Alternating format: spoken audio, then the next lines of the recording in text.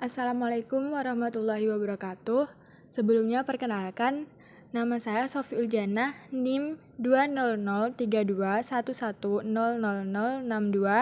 dari kelas Agribisnis A, Universitas Trunojoyo Madura. Di sini saya mendapatkan info bahwa pemerintahan Kabupaten Sampang ajak petani budidaya porang. Kenapa pemerintahan Kabupaten Sampang mengajak para petani untuk membudidayakan tanaman porang? Karena tanaman porang jenis umbi-umbian ini memiliki potensi dalam meningkatkan kesejahteraan petani di Kabupaten Sampang.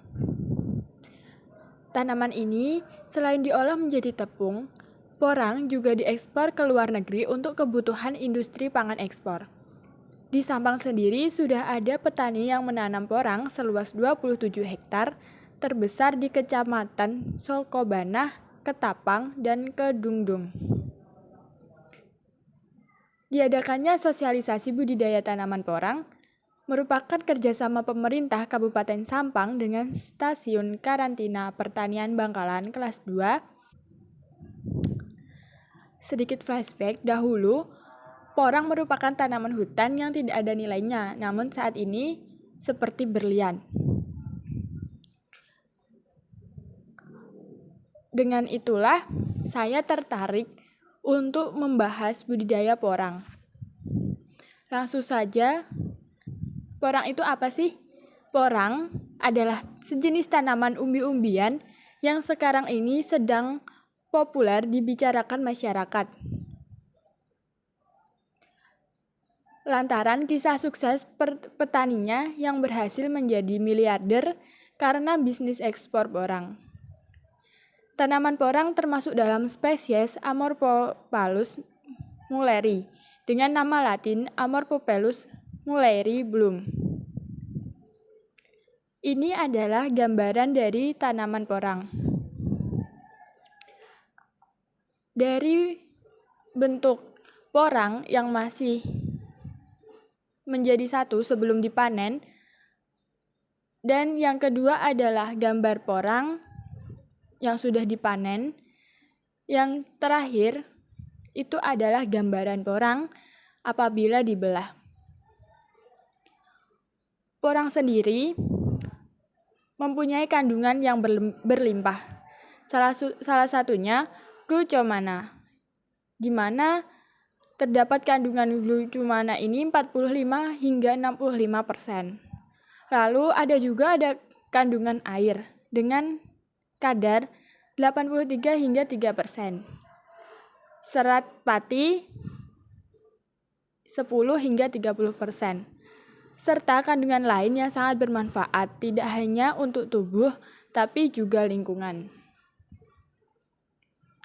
Tanaman porang memiliki banyak sekali manfaat. Di sini saya menuliskan 5 manfaat porang. Yang pertama, sumber pangan sehat. Tanaman porang bisa digunakan sebagai bahan tepung alternatif karena banyak mengandung glukomanan, rendah kalori, mengandung banyak serat, tidak mengandung karbohidrat sehingga cocok untuk program diet. Yang kedua, menurunkan kadar kolesterol. Dengan penurunan kadar kolesterol jahat dan total dalam darah, resiko penyakit pembuluh darah seperti jantung dan stroke juga ikut menurun. Yang ketiga, sebagai bahan dasar industri. Porang mengandung glukomanan yang memiliki berbagai sifat yang dapat dimanfaatkan untuk bahan dasar industri pangan, kimia, dan farmasi. Yang keempat, digunakan sebagai bahan makanan. Produk yang sering ditemukan dari bahan dasar porang adalah keripik porang dan tepung porang. Yang kelima, bahan pembuatan kosmetik. Kandungan glukomanan, asam oksalat, dan beberapa kandungan lainnya yang ada pada tepung porang dapat memberikan manfaat khusus untuk kulit. Selanjutnya, untuk budidaya porang sendiri.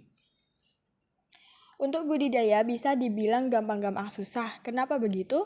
Karena untuk porang termasuk tanaman yang membutuhkan cukup air, namun tidak becek dan kering, tetapi tidak juga lembab. Proses pembibitannya tidak sulit, bahkan ibu-ibu rumah tangga bisa membuatnya. Apa saja yang dibutuhkan untuk pembibitan polybag atau pot? Yang pertama, tanah kering. Kedua, kapur pertanian atau dolomit. Ketiga, pupuk kandang fermentasi. Keempat, sekam bakar. Kelima, daun munggur atau daun kering lainnya. Yang keenam, polybag ukuran paling kecil untuk bibit katak kecil. Prosesnya bagaimana? Yang pertama, campur tanah sekam dan pupuk kandang fermentasi. Kemudian ditambah dolomit 5% dari tanah. Untuk urutan di polybag atau pot, yang pertama, daun munggur atau daun kering. Lalu, ditambah sekam secukupnya. Lalu, tanah yang sudah diolah ditambah bibit. Lalu, tutup tanah lagi. Beri air secukupnya. Dan yang terakhir, setelah melakukan 5 proses tadi, siram polybag, tanah bibit yang sudah ditanam di polybag setiap pagi dan sore. Untuk lahannya sendiri, yang pertama syaratnya pH tanah minimal 5,5 dan maksimal 6,5. Yang kedua, apabila tanah dengan pH kurang dari itu, maka penggunaan kapur pertanian sangat diperlukan guna menggamburkan tanah. Yang ketiga, jarak tanam antar pohon 25 hingga 40 cm. Yang keempat, lebih baik jika ada peneduhnya. Peluang pasar usaha porang sendiri, di sini saya mencantumkan 5. Yang pertama, tanaman porang ini memiliki nilai strategi untuk dikembangkan karena nilai ekonominya bisa dibilang cukup tinggi. Apabila ketika sudah mendekati dan saat musim tanam, hampir semua dari tanaman ini memiliki nilai jual yang cukup menguntungkan, antara lain umbi, katak, spora, bibit, polybag. Yang kedua, untuk bulan ini saja harga umbi mencapai 200.000 per kilogram, katak 14.000 per kilogram, bibit polybag 5.000 sampai 6.000, tergantung ukuran polybag dan tanaman. Tapi yang paling sering dibeli adalah polybag kecil dengan harga pembibit 5.000 hingga 6.000 rupiah. Yang ketiga, sedangkan untuk spora sendiri mencapai harga 1,2 juta per kilogram dengan isi 900.000 hingga 12.000 per kg-nya. Selain itu, kebutuhan ekspor porang semakin meningkat. Banyaknya permintaan porang dari luar negeri seperti Jepang, Korea, Cina, Tiongkok, Vietnam, dan Australia dengan total ekspor porang sekitar 11.170 ton. Pada awal tahun 2020, harga jual per kilo umbi basah sekitar 10.000 hingga 15.000 rupiah. Sedangkan untuk chip kering manual atau jemur matahari 65.000 per kilogramnya dengan rendaman 5 hingga 6 per 1 kilogram. Chip kering dan untuk chip oven. Ini adalah gambaran hasil olahan tanaman porang, yaitu dalam bentuk tepung dengan merek Shirat dan bentuk keripik dengan merek Shirataki.